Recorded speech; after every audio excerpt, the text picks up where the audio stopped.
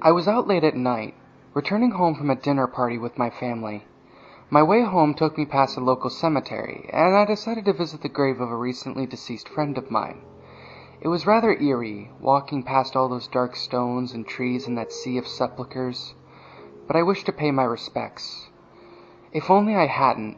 If only I had just kept driving that night, gotten home, and buried myself under the covers. But I didn't. I was a little drunk from the party, and waltzing through a graveyard late at night registered as a fine idea in my mind. I eventually found my way to his grave, stumbling in the dark.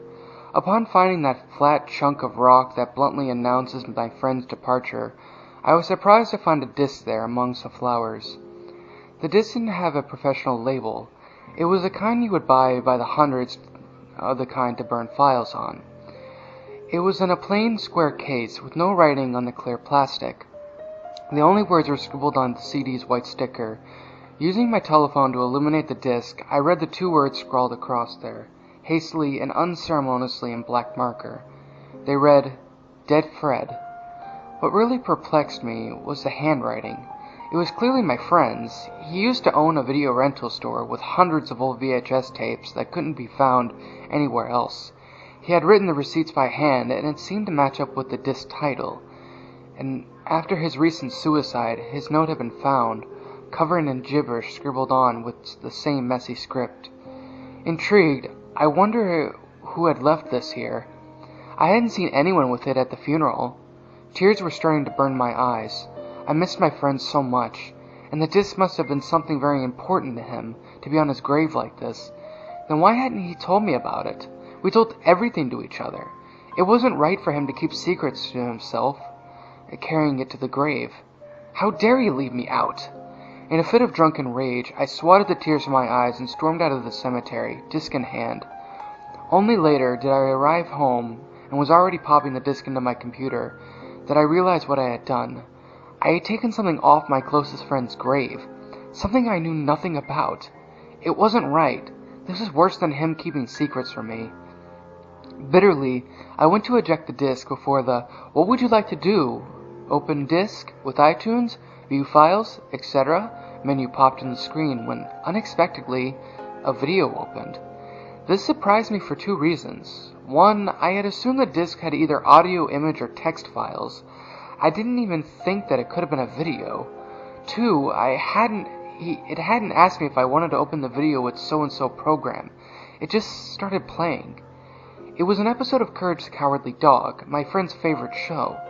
I hadn't really ever been into the show myself. I found it rather disturbing, and had only watched the first season or so. So when the title Dead Fred appeared murkily on the screen, I didn't know that something was wrong. I had seen the original Freaky Fred episode with my friend once, and I assumed that this was just another episode starring the deranged, poetic barber. Disgusted at myself for taking the disc, I went to exit the video, only to find that my cruiser was frozen. The keys rendered no assistance either, so I reluctantly turned up the volume on my speakers and started watching the video. It started out just like Freaky Fred, with Fred on the bus and Muriel spreading that yellow quilt over the bed. Fred wasn't reciting this poem, though. In fact, there was apparently no audio to go along with the video.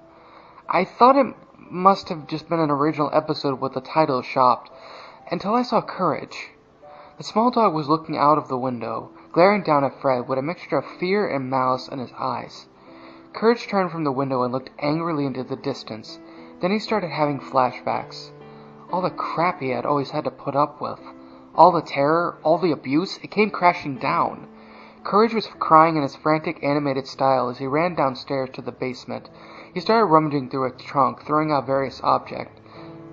An ugly mask, a shrunken head, and other objects coordinating with the show's signature disturbing style, until he pulled out a cartoon double-barrel shotgun, tears still streaming down his face. Lugging the thing upstairs, he stood, aiming it at the doorway, tiny paw on the huge trigger. The adventurous background music started playing. However, the video was still without sound effects. Muriel ran excitedly. I guessed that the doorbell had rang, as I couldn't hear anything, and swung it open to greet her nephew. There stood Fred, with the wide grin and messy hair, looking just as freaky as ever. He opened his mouth to speak, looked down, and saw Courage standing there, trembling shotgun aimed at his chest. A look of shock and fright overcame Fred before a shot rang out through the house. The shot was the only thing with sound other than the music. And honestly, I'll have to admit, I almost crapped myself when I heard it. I had just expected a bang flag to pop out of the gun, but no. Fred stumbled backwards as cherry red blood started spouting out of his chest, spraying everything in this house. Fred fell to the floor, dead. Muriel started sobbing. Courage looked horrified at what he had just done, and ran upstairs to the bathroom. He was soon locked in, as would happen in the normal episode. At this point, I was a little shocked. This was disturbing, even for Courage. For the next few minutes, Courage sat on the floor, sobbing, first splattered in blood. Then words started coming through my speaker, long and low. "Hello, new friend." Courage looked up, looked around, and saw nothing. "My name is Fred." Courage stood up and spun around. He went to the window, trying to find the source of the voice. Muriel and Eustace could be seen dragging the body to Eustace's truck, a trail of blood streaming behind it. Muriel was still crying. "The words you hear are in your head." Courage backs away from the window, looking at the shotgun beside him. The flashbacks return, all the name-calling, all the times he risked his life to receive no reward, all the horrible things he'd seen, all the things Eustace had done to him, even after he had tried so hard. I say, my name is Fred."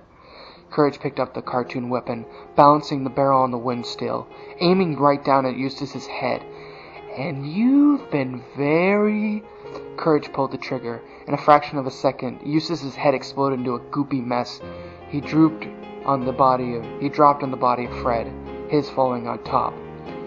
"Naughty." Muriel screamed mutely. There was no bang of a shot this time either. The audio was still off, except for the creepy poem. As Courage turned the gun on himself, I yanked the computer's plug off the wall. I stood up, pacing the room, though thoroughly disturbed. My friend's suicide note had only said the word naughty several times. "Hello, new friend." I jumped. I must have left the speakers on, but I just unplugged the computer, although the video should have gone off. It made no sense. I went back to turn off my computer, and I saw that it was off. "My name is Fred." I had turned them off after the first gunshot, long before I had started hearing the poem. "The words you hear are in your head." They were in my head, and they've been in my head ever since I watched that video. I can't take it anymore. I'm going insane. Have gone insane, I suppose. Or maybe I've just gone bad. It's too much. I'm going now. I had to tell someone, so I'm telling you. Goodbye, my friend, for I'll be dead. I'm putting a bullet through my head. I'm glad you've read that all I've said. But now I must do something naughty.